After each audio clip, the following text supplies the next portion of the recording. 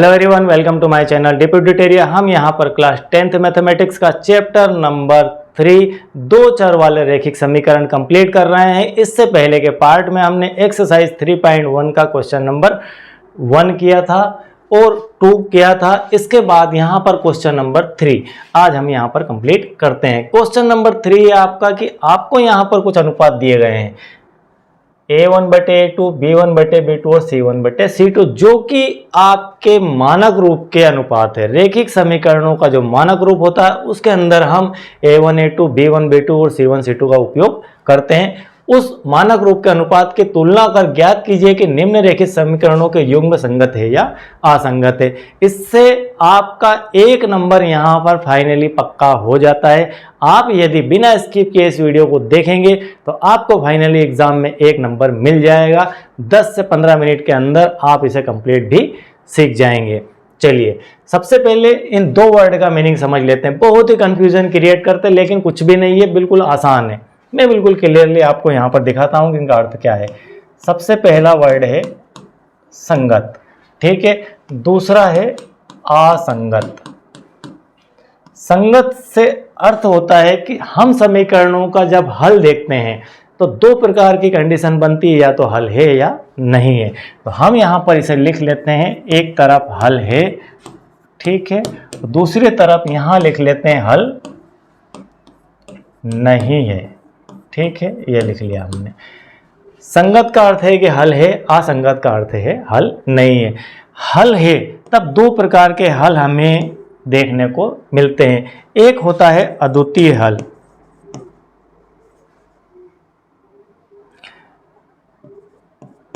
अद्वितीय हल, और दूसरा होता है अनंत हल, ठीक है। और इसके अंदर हम देखें तो कोई हल नहीं है, एक ही हल मिलता है।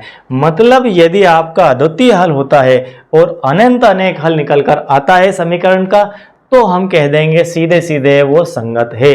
और यदि कोई हल नहीं है तो वह है असंगत। इसको आप इस प्रकार से भी समझ सकते हैं कि जहाँ पर हमें जो रैखिक समीकरणों का लेसन बनाया गया है, जो अध्याय बनाया गया है नंबर 3, उस अध्याय का मेन मीनिंग ये है कि ग्राफ पेपर द्वारा, विलोपन विधि द्वारा और प्रतिस्थापन विधि द्वारा आप समीकरणों का हल करें।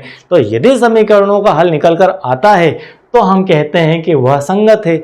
और असंगत का मतलब वह समीकरण रैखिक समीकरणों का युग्म बैलेंस रूप में नहीं है, वह ग्राफ पेपर के लिए नहीं है। ग्राफ पेपर पर जाएंगे तो उसका कोई हल प्राप्त नहीं होगा और उस कंडीशन में हम कह देंगे उन समीकरणों को कि यह समीकरण असंगत समीकरण है। तो इस प्रकार से हम देखते हैं पहले कि अद्वितीय हल है कि अनंत अनेक हल है या कोई हल नहीं है। इसे देखने के बाद हम उसे संगत या असंगत कहेंगे। तो चलिए स्टार्ट करते हैं। सबसे पहले हम एक क्वेश्चन लेते हैं नंबर 1। क्वेश्चन नंबर 1 है हमारा। क्वेश्चन नंबर 1 है 3x + 2y = 5। इक्वेशन नंबर 1 है। सेकंड आपकी इक्वेशन है 2x - 3y = 7।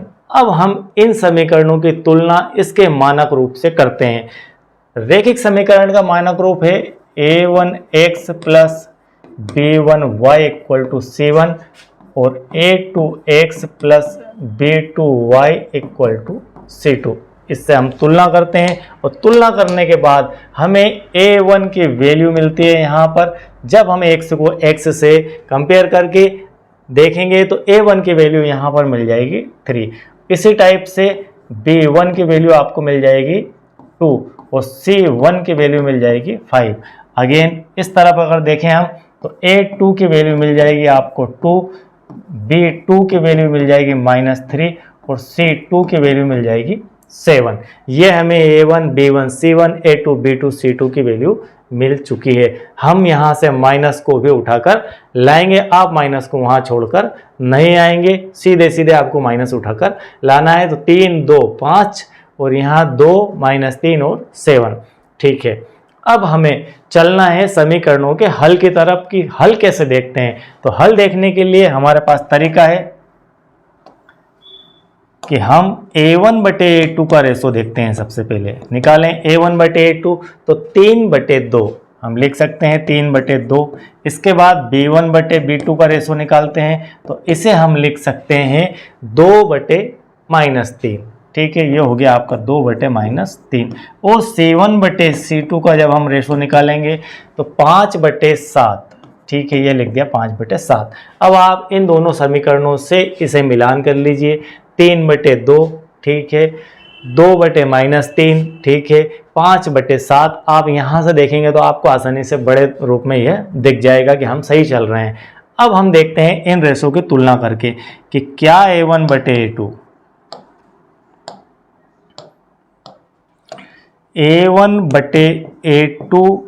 Equal to b1/b2 है। सबसे पहले इसे देखेंगे 3/2 और 2/-3, क्या दोनों रेशो, दोनों अनुपात एक जैसे अनुपात है? तो हम कह सकते हैं ये एक जैसा अनुपात नहीं है। यदि ये 3/2 है तो यह भी 3/2 होता, तब ये दोनों एक जैसे होते।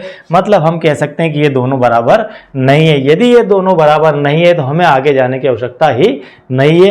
तो हम कह सकते हैं कि इसका कोई हल होगा। क्या होगा? इन समीकरणों का हल होगा। और हल होगा इसका अर्थ है कि ये हमारा संगत समीकरण है, ये संगत समीकरणों में आएंगे। ठीक है, दोनों समीकरण हमारे संगत है। बस इस प्रकार से आपको देखना है, आप बिल्कुल आसानी से कर सकेंगे इसे। आप समझ गए होंगे कि प्रोसीजर क्या करनी है। इसी प्रकार से आप दूसरा क्वेश्चन भी कर सकते हैं। यहाँ पर आपको 2/4 मिलेगा, यहाँ -3/6 मिलेगा और यहाँ 8/9 मिलेगा। मैं एक क्वेश्चन आपको और करके दिखा देता हूँ। तो चलिए ये आप नोट डाउन कर लीजिए। ठीक है, आगे बढ़ते हैं।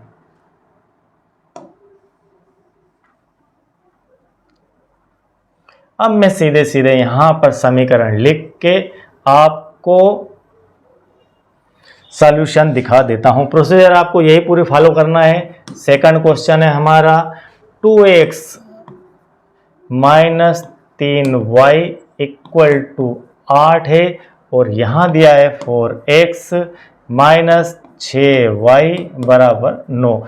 हम सीधे सीधे रेशो लिखते हैं। a1/a2 की जो वैल्यू आएगी वह आएगी 2/4। यहाँ से लिख लीजिए 2/4। यहाँ से आप b1/b2 की वैल्यू लिख लीजिए। आप तुलना करेंगे इसकी आप तुलना करेंगे किससे? a1x + b1y = 7 से। और इसकी तुलना करेंगे a2x + b2y = c2 से। और तुलना करने के बाद a1 b1 c1 a2 b2 c2 की वैल्यू निकाल लेंगे। उन वैल्यू को आप रेशो में रखेंगे तो आपको यहाँ 2/4 मिलेगा और यहाँ -3/-6 प्राप्त होगा और c1/c2 के लिए आपको 8/9 मिलेगा। अब आप थोड़ा सा इसे सिंप्लीफाई कर लीजिए। सिंप्लीफाई कर लेते हैं हम। यहाँ से 1 टाइम और यहाँ से 2 टाइम, यहाँ से 1 टाइम, यहाँ से 2 टाइम, ये माइनस से माइनस कैंसिल। आप लिख सकते हैं कि a1/a2 1/2 है, b1/b2 आपका 1/2 है और c1/c2 आपका 8/9 है। अब आप क्या देख पा रहे हैं? क्या ये दोनों रेशो एक दूसरे के अनुपात एक दूसरे के बराबर है? तो हम कह सकते हैं कि a1/a2 एक दूसरे के बराबर है। तो फाइनली हम इसे ऐसा लिख सकते हैं कि a1/a2 बराबर है b1/b2 के। तब हमें, जब ये बराबर हो तब हमें तीसरी स्टेप पे जाना है c1/c2। तब क्या आपका c1/c2 आपस में बराबर है? तो बराबर नहीं है c1/c2। अब इस प्रकार की कंडीशन में क्या होता है आप भली भांति जानते हैं। जब तीनों एक दूसरे के बराबर होते हैं तो रेखाएं समानांतर होती है और अनंत अनेक हल मिलते हैं। और इस स्थिति में हमें कोई हल नहीं मिलता है, कोई हल नहीं होता है। और जब कोई हल नहीं होता है तब हम लिखते हैं कि समीकरण हमारे असंगत है। इस चैप्टर के अकॉर्डिंग वो समीकरण नहीं है, तो हम इसके आंसर में लिखेंगे असंगत। ठीक है, क्या लिख देंगे? असंगत सॉल्यूशन इसका होने वाला है। असंगत से अर्थ है कि इसका कोई समीकरण का हल ही नहीं निकलेगा। जब हल नहीं निकलेगा तो यह असंगत है, सीधी सी बात है। ठीक है, इस प्रकार से आप इस क्वेश्चन को सॉल्व कर सकते हैं। क्वेश्चन नंबर 3 कंप्लीट होता है। आगे बढ़ते हैं। अब आपको क्वेश्चन नंबर 4 के अंदर निम्नरेखिक समीकरणों के युग्म में से कौन से युग्म संगत असंगत है। यहाँ पर भी वही देखना है, यदि संगत है तो ग्राफी विधि से हल कीजिए। मतलब इन क्वेश्चन के अंदर आपको मैंने यहाँ पर कई क्वेश्चन है, यहाँ पर सिलेक्ट करके एक क्वेश्चन तीसरे नंबर का रख लिया है जो कि महत्वपूर्ण क्वेश्चन है, आईएमपी है, इसलिए इसे यहाँ पर हम सॉल्व करवा देते हैं और एक क्वेश्चन में आप समझ जाएंगे कि इस क्वेश्चन का करना क्या है। सबसे पहले यह देखना है कि समीकरण युग्म संगत है या असंगत है। यदि संगत है तो हमें ग्राफीय विधि से हल करना है, ग्राफ मेथड से इसे हल करके भी दिखाना है। हल करने से अर्थ है कि आपको x और y की वैल्यू यहाँ पर लानी है, x और y के मान यहाँ पर फाइंड करना है। और यह मेथड हम पिछले लेक्चर के अंदर बहुत बेहतर तरीके से करके आ रहे हैं, फिर भी अगेन यहाँ पर क्वेश्चन आया है तो एक बार रिपीट कर लेते हैं। हमने एक क्वेश्चन नंबर 3 लिया है, 2x plus Y equal to 6 और 4x माइनस 2y बराबर 4। अब हम इसकी तुलना करते हैं हमारे मानक रूप से। इन समीकरणों का जो मानक रूप होता है वह होता है a1x plus b1y equal to c1 और यहाँ पर a2x plus b2y equal to c2 से इसकी तुलना करते हैं। जब तुलना करके हम इनके अनुपात को देखेंगे, क्या अनुपात a1 बटे a2 बराबर क्या आएगा 2/4, हम लिख सकते हैं 2/4। और b1 बटे b2 का जो अनुपात है वह क्या आएगा, वह आएगा 1/-2, 1/-2। और c1 बटे c2 का अनुपात क्या आने वाला है, इसका अनुपात आने वाला है 6/4। ठीक है, ये लिख दिया हमने 6/4। यदि इस इक्वेशन के नीचे इस इक्वेशन को मैं लिखता 2/4 होता है, 1/-2 है और 6/4 है। अब हम देखेंगे कि यह संगत है या असंगत है। यदि संगत है तो हल करेंगे। और संगत और असंगत देखने के लिए हमने पिछले क्वेश्चन के अंदर बेहतरीन तरीके से समझ लिया है कि आपको देखना है a1/a2 का अनुपात क्या b1/b2 के बराबर है या नहीं है। यदि यह अनुपात बराबर नहीं है, यहाँ 2/4 है, यहाँ ऋण 1/2 है, आप इसको एक बार इसको 2 बार लें तो 1/2 आता है। और 1/2 और यहाँ 1/2 है, दोनों एक दूसरे के बराबर नहीं है। यदि बराबर नहीं है तो हम कह सकते हैं कि यह जो है इसका हल संगत हल होगा, या यह समीकरण संगत है। और जब समीकरण संगत होगी तो उनका कोई हल निकल कर आएगा। जब कोई हल है तो उसे आपको ग्राफ विधि से हल करना है। तो अब हम बढ़ते हैं ग्राफ विधि की तरफ कि ग्राफ से कैसे इसे हल किया जाता है। तो पहला काम हमारा ये देखने का था, जो कि हमने देख लिया, संगत है। ग्राफ विधि से हल करने के लिए अब हम इसे क्लियर कर देते हैं। यहां से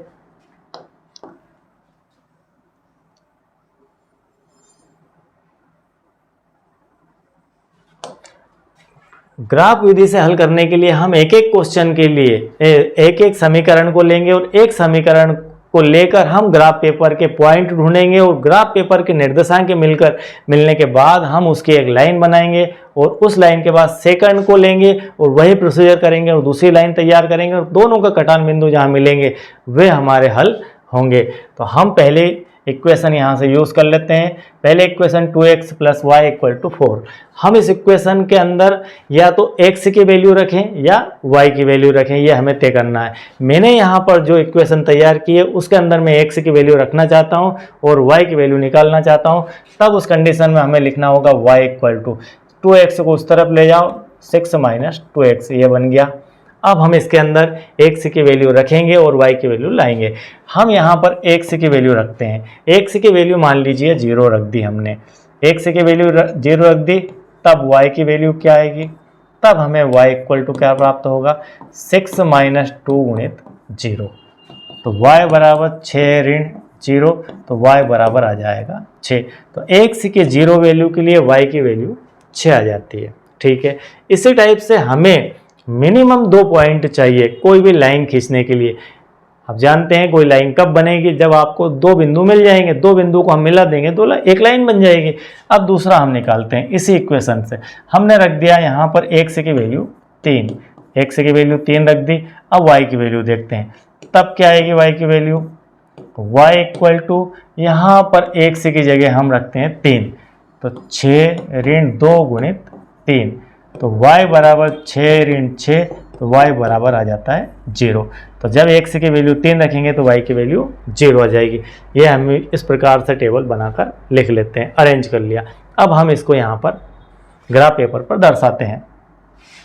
x की वैल्यू 0 है, y की वैल्यू 6 है, तो आपकी x की वैल्यू 0 मतलब x अक्ष पर आप यहाँ पर 0 और 0 से आप बढ़ेंगे तो y पर यह 6, आपको यह पॉइंट मिल जाएगा। और यह जो पॉइंट है, यह पॉइंट है आपका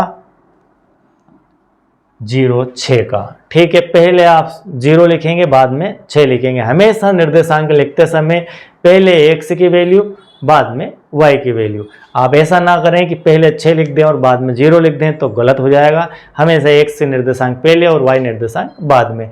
फिर आपको दूसरा पॉइंट देखना है 3 और 0 के ऊपर, तो आप x पर चलेंगे 3 और y पे मिलेगा 0। तो y के लिए इस लाइन, यह पूरी लाइन y के लिए 0 है, यह पूरी लाइन y के लिए 0 है और यह पूरी लाइन x के लिए 0। इस लाइन पर कहीं भी आप पॉइंट देखेंगे, उस पॉइंट में आपको y बराबर 0 ही मिलेगा, क्योंकि y का यहाँ 0 से चल रहा है, तो हम 0 से देखेंगे और x पे 3 चल रहे हैं। तो यहाँ अब इन दोनों पॉइंट को हमने मिला दिया, तो यह आपकी जो लाइन प्राप्त होती है, यह लाइन आपकी इस समीकरण के लिए है। 2x + y = 6 की लाइन है। 2x + y = 6 की लाइन आपको यहाँ मिल चुकी है। ठीक है, अब आगे बढ़ते हैं। अब हम सेकंड इक्वेशन का यहाँ पर यूज़ करते हैं, और इसी प्रकार से जब आप सेकंड इक्वेशन का यूज़ करेंगे तो हम इसको सेपरेट कर लेते हैं। y बराबर क्या होगा, 2y बराबर लिखें तो 4 - 4x आ जाएगा, और यहाँ पर माइनस का है तो -2y। अगर हम इसे प्लस का बनाना चाहें तो 2y = 4x - 4 हो जाएगा, और 2 से अगर डिवाइड करें तो y बराबर 2x - 2 हो जाएगा। इस प्रकार से आप लिख पाएंगे, इस प्रकार से। अब आप x की वैल्यू 1 रखेंगे, यहाँ पर x की वैल्यू 1 पुट करी तो 2 एकम 2 में से 2 गया तो 0। x की वैल्यू 1 रखने पर y की वैल्यू 0 आ जाएगी। अब आप x की वैल्यू 4 रख दीजिए, तो 4 दूना 8, 8 में से 2 गया तो 6, तो यहाँ पर y की वैल्यू 6 मिल जाएगी। ठीक है, अब हम इसे इसके ऊपर दिखाते हैं। तब हम देखते हैं कि x की 1, यह x की 1 और y की 0, तो आपको यह पॉइंट मिल चुका है।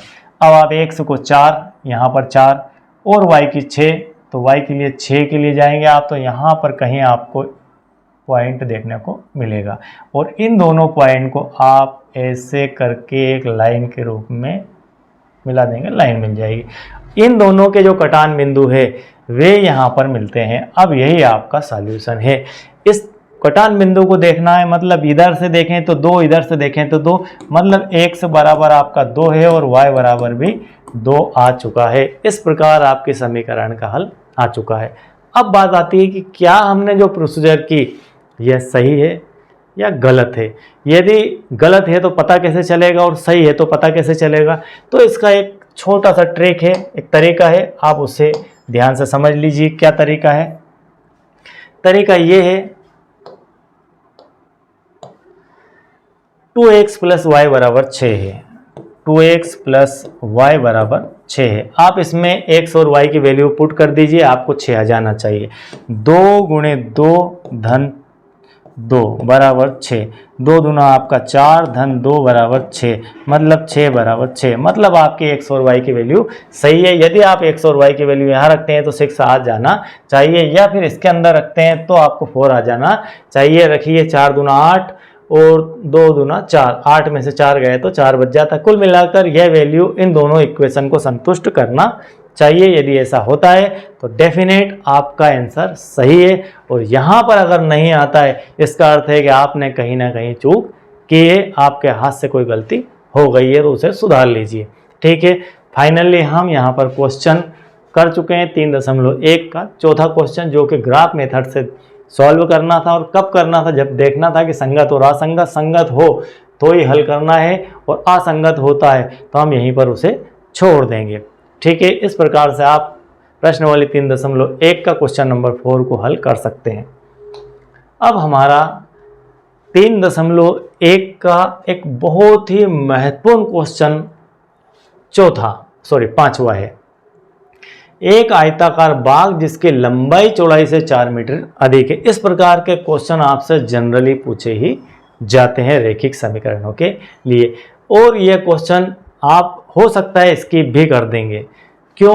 क्योंकि ये ग्राफ मेथड द्वारा होगा, चलो ठीक नहीं। इस क्वेश्चन को विलोपन विधि में भी पूछा जा सकता है, प्रतिस्थापन में के अंदर भी पूछा जा सकता है, किसी भी प्रकार से पूछा जा सकता है, या फिर आपको यहाँ पर कुछ दिया ही ना हो कि किस विधि से हल करना है, आप सिर्फ इस क्वेश्चन में x और y की वैल्यू निकाल कर दीजिए, या आपकी इच्छा है कि आप इसे किस मेथड से सॉल्व करेंगे।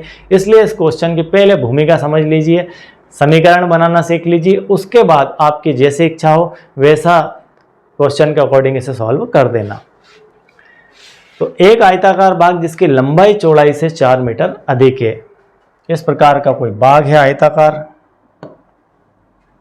अब इसे ऐसा समझ लीजिए, आयताकार का अर्थ होता है कि आयत के आकार का, जिसका आकार आयत के आकार का हो, यह आयत होता है। और आयत की विशेषता होती है कि उसकी लंबाई चौड़ाई से अधिक होती है। ठीक है, यह आपकी लंबाई है और यह आपकी चौड़ाई है, लेंथ है और ये विड्थ है।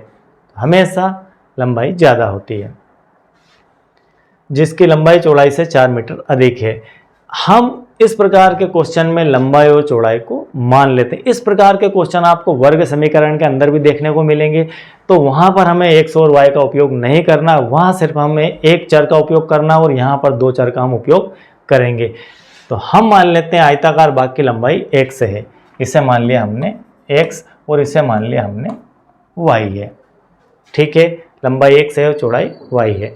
अब हम क्वेश्चन के अकॉर्डिंग देखते हैं। सीधी सी बात है, आपकी लंबाई ज़्यादा है चौड़ाई से, तो हम अगर समीकरण बनाना चाहें तो हम इसे ऐसा लिख सकते हैं कि आपकी जो लेंथ है वो विड्थ में यदि हम 4 ऐड कर दें तो इसके इक्वल हो जाएगी। अब आपको समस्या यहाँ पर आती है कि इस 4 को आप इधर जोड़ें या इधर जोड़ें।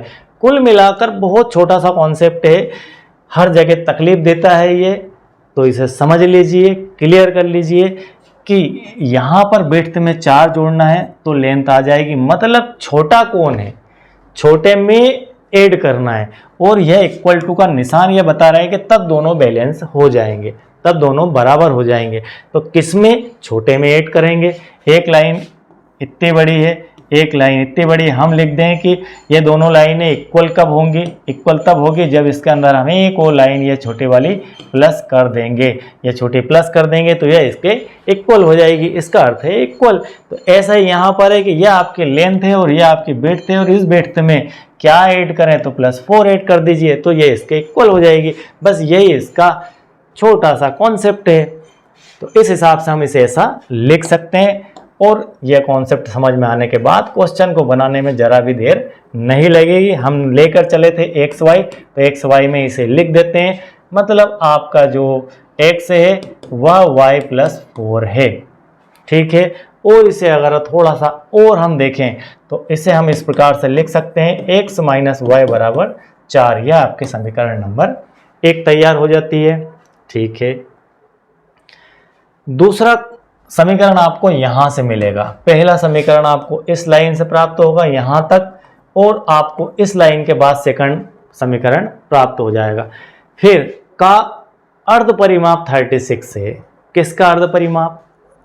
आयताकार बाग का। आयताकार बाग का अर्ध परिमाप 36 है। अर्ध परिमाप, आप पहले परिमाप समझिए। परिमाप क्या होता है?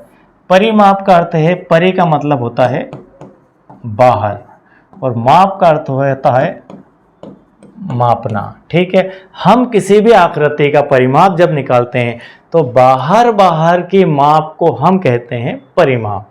अब अर्ध परिमाप 36 है। अर्ध परिमाप से अर्थ है कि यह लाइन, हम कोई दो लाइन को जोड़ लेते हैं, एक यह लाइन और एक यह लाइन, 4 लाइन का टोटल हमारा परिमाप होता है, और 2 लाइनों का टोटल अर्ध परिमाप होता है। मतलब हम कह सकते हैं कि x + y = 36 है।